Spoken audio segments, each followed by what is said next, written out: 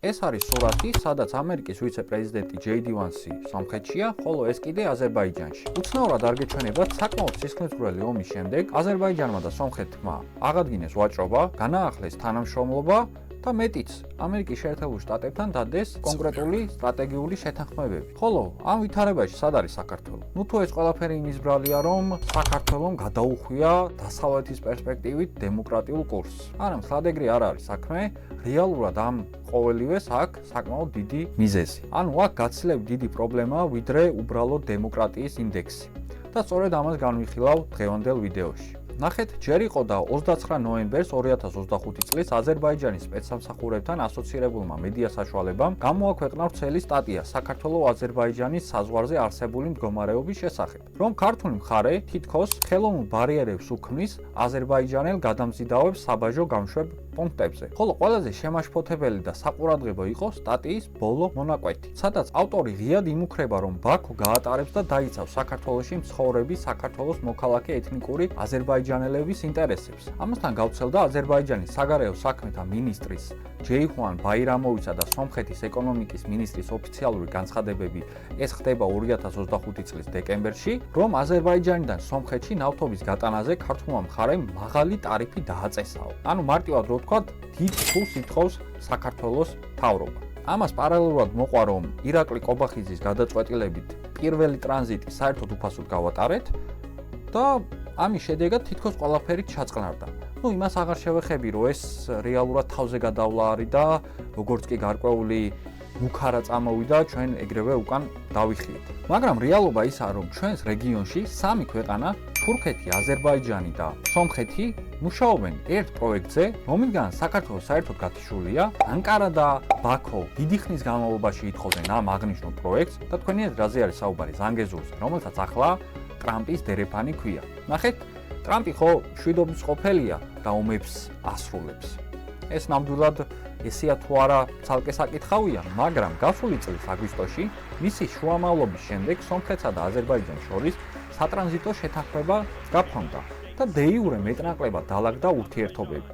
რაც აზერბაიჯანის დიდი სურვილი იყო, სადაც ამ რკინიგზის ამუშავების შემთხვევაში სომხეთის სამხრეთში მდებარე სიუნიქის სასაზღვრო რეგიონის გავლით დაუკავშირდებოდა საკუთარ ექსკლავს, ნახიჩევანის ავტონომიურ რესპუბლიკას, აქედან კი თურქეთს. გამოქვეყნებული გეგმის მიხედვით ამერიკულ-სომხური კომპანია შეთანხმებულ მონაკვეთზე ააშენებს რკინიგზას და ენერგომომარაგების ხაზებს, ასევე სხვა ინფრასტრუქტურას სატრანზიტო დერეფანისთვის. აღნიშნულ შეთანხმებაში ამერიკის მოგების წილი იქნება 74%-იანი, ხოლო სომხეთის 26%-იანი. ძალიან მომგებიანი შეთანხმება დაიდო სომხეთისთვის, ეგ უნდა ვაღიაროთ. ეცხადია ხუმრობით, თუმცა რეალურად სომხეთმა დათმო საკმაოდ დიდი ნაწილი მისი სუვერენიტეტისა. ეხლა რამდენიმე დღის წინ ვენსის ვიზიტის შედეგად სომხეთში 13 მილიარდი დოლარის ინვესტიციები დაანონსდა.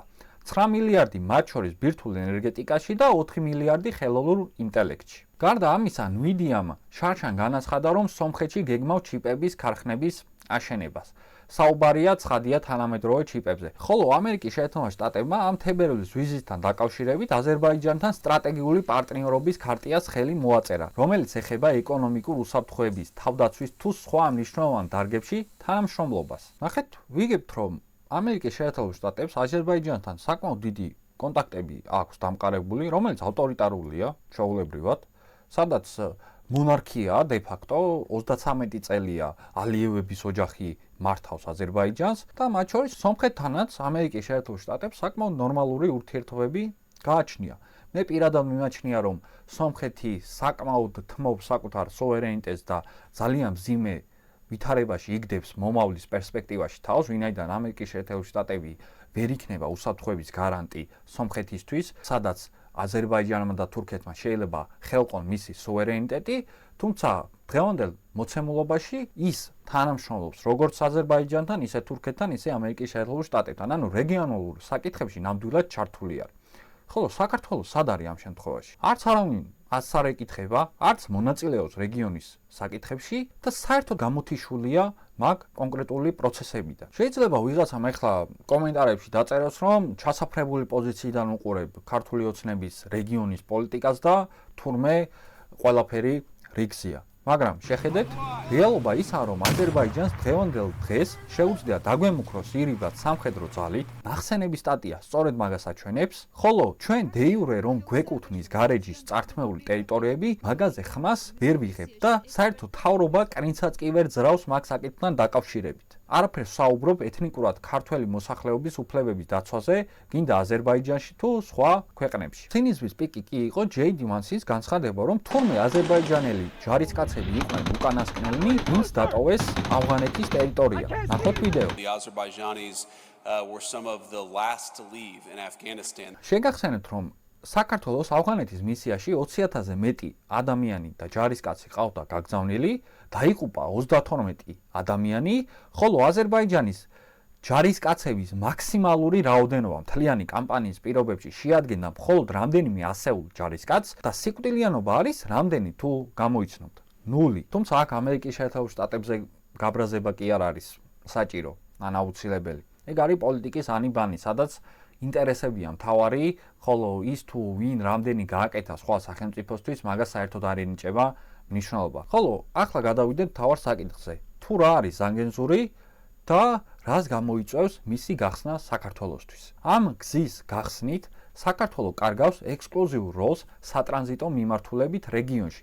თუ ვინმეს ჩინეთიდან აზერბაიჯანის გავლით მოჰქონდა პროდუქცია, აუცილებლად უნდა გაევლო საქართველოზე. დღესაც ასე, აგერ სწორედ მაგ სურათს უყურებთ ახლა. თუმცა, თუ ეს სახმელეთო გზა გაიხსნა და სავარაუდოდ გაიხსნება, მაშინ სომხეთის გავლით და საქართველოს გვერდის ავლით თავისუფლად მოხერხდება ევროპასთან დაკავშირება. ანუ ჩდება ახალი გზა, რომელიც დააკავშირებს აზიას ევროპასთან და ამასთან საქართველო აქედან საერთოდ გამოთიშული იქნება. მიუხედავად იმისა, რომ ჯერჯერობით ეს კონკრეტული გზა ვერ იქნება ისეთი გამტარუნარიანი, როგორიც არის მაგალითად საქართველოს დღევანდელ ვითარებაში, თუმცა გრძელვადიან პერსპექტივაში გაჩნდება კონკურენცია და შეიძლება საქართველოს საერთოდ ჩაეხსნას აქედან. და მეცაც ვიტყვი, თუ აზერბაიჯანი, თურქეთი ჩვენ დაგვიპირისპირდა მაგ მიმართულებით, აზერბაიჯანს ეძლევა ექსკლუზიური უფლება თვითონ გადაწყვიტოს კასპიის ზღვიდან რო შემოვა გარკვეული პროდუქცია აზიიდან, სომხეთის მიმართულებით წაიღებს ზანგეზურის დერეფანი თუ საქართველოში გამოუშვებს მაგ ყველაფერს. თუ დაიძაბა სიტუაცია აზერბაიჯანსა და საქართველოს შორის, ეგ თავისუფლად შესაძლებელია და დაძაბული უკვე იყო. და როგორც კი ოდნავ დაიძაბა სიტუაცია, ჩვენ ეგრევე უკან დავიხიეთ. ეს ძალიან სახიფათო მდგომარეობაა. ახლა კიდე დააკვირდით ამ რუკას, თუ ზანგეზურის, ანუ ტრამპის დერეფანი იხსნება, თურქეთი უკავშირდება პირდაპირ სარკინიგზო გზით აზერბაიჯანს და იქით უკვე მთელ დასავლეთ თუ ცენტრალურ აზიას, რომელთა უმრავლესობას სუნიტები შეადგენენ. ესენი არიან ყაზახები, უზბეკები, ყირგიზები, თურქმენები. ეს ცხადია პოტენციაში გაზდის თურქეთის გავლენებს და წინ გადადგმული ნაბიჯი იქნება თურქეთის საოცნებო იმპერიის აღდგენისთვის. თუმცა ჯერჯერობით იმის თქმა, რომ ეს ახლავე საფრთხეს წარმოადგენს საქართველოსთვის, ეგ ეგრე არ არის. თუმცა აშკარად წინ გადადგმული ნაბიჯი იქნება თურქეთისთვის მის მიმავალ გზაზე, რომ ისევ აღდგეს მისი ოსმალეთის იმპერია. ამასთან ცენტრალური აზიის ქვეყნები ძირითადად ეთნიკურად თურქები არიან. ანუ ზანგეზურის დერეფანი კიდევ უფრო დააკავშირებს მაგ ერთ ხალხს, რაც მომავლის პერსპექტივაში, როგორც აღვნიშნე, საკმაოდ დიდი საფრთხის შემცველი არის. ამის ფონზე, როდესაც თურქეთი და აზერბაიჯანი ძლიერდებიან, სომხეთზე ბევრს არაფერს არ ვიტყვი, იმიტომ რომ მიმაჩნია, რომ რეალურად დათმო სუვერენიტეტი და გრძელვადიან პერსპექტივაში საკმაოდ სახიფათო მდგომარეობაში იყენებს თავს, მაინც მონაწილეობს რეგიონის საკითხებში, ხოლო ამ რეალობაში საქართველოს ყველანაირი პროცესიდან არის გათიშული, ჩვენი ყველაზე დიდი სიამაყე სატრანზიტო კორიდორის მიმართულებით, რომ აი მაგარი გეოგრაფია გვაქვს, მაგასაც ვკარგავთ ნელ-ნელა, ყველანაირი პროცესიდან გათიშულები ვართ, არც არავინ აღარ გველაპარაკება, როგორც ვახსენე, არანაირი მოკავშირე აღარ აქვს და მომავალში თუ აზერბაიჯანი და თურქეთი მოახდენენ გარკვეულ პროვოკაციას საქართველოს მიმართულებით ან ყოველ შემთხვევაში დაგვიპირისპირდებიან რაღაც მიმართულებით ან რაღაც კონფლიქტი ჩამოვარდა ხდება ეს ქვეყნებს შორის, მაშინ ძალიან რთულ სიტუაციაში აღმოჩნდებით. ხოლო ეს საფრთხეები, რომ თავიდან ავიცილოთ, პირველ რიგში ყველასთან უნდა ვისაუბროთ და მეორე რიგში უნდა გავაძლიეროთ შიდა უსაფრთხოება. მინიმუმ რამდენიმე ასეული დრონი რო ვაწარმოოთ ყოველწლიურად და სკოლებში დრონების სწავლის კურსები დავნერგოთ მაგალითისთვის. შეგახსენებთ, რომ რუსეთ-უკრაინის ომმა აჩვენა, რომ დღევანდელ ომში თავარი იარაღი სწორედ დრონები არის, ვინაიდან ძალიან იაფი არის და შესაბამისად მისი წარმოებაც გაცილებით მარტივია და გაცილებით ეფექტურია ის დღევანდელ საბრძოლო ვითარებებში. თუმცა საქართველოს მთავრობა მაგ მიმართულებით საერთოდ არც ვიცი რას ფიქრობს, ჩვენი თავდაცვის მიმართულება ძალიან ძიმე დღეშია. საბოლოოდ აზერბაიჯანისთვის და თურქებისთვის თუ დერეფანი იქნება იდეალური ვარიანტი იქნება. სომხეთმა აბად თუ კარგად დაალაგა ურთიერთობები აზერბაიჯანთან და თურქეთთან. ამასთან ამერიკის შეერთებული შტატები ჩაერთო რეგიონის საკითხებში, სადაც გავრცელებული ინფორმაციით ზანგეზურის დერეფანთან განთავსდებიან ამერიკის შეერთებული შტატების კერძო უსაფრთხოების კომპანიის პერსონალი, რომლებიც უსაფრთხოებას უზრუნველყოფენ. ეგ ჭყალებში. გამოდის, რომ ყველა ლაგდება, მაგრამ კიდევ ერთხელ, სად არის ამ რეალობაში საქართველო? მე გეტყვით, ჩვენ ქვეყანას კიდევ ერთხელ არ ყავს არანაირი მოკავშირე, არავინ არ გველაპარაკება, გამახსენდა JD Vance ყაველაშვილმა ხო ჩამოართვა ხელი. ხო დავლაგდით გინდა ამერიკის შეერთებული შტატებთან და გინდა ზოგადად დასავლეთთან და გინდა სხვა ქვეყნებთან, ჩინეთთან იქნება თუ ასე შემდეგ. მაგრამ ხელი ჩამართვება იქით იყოს.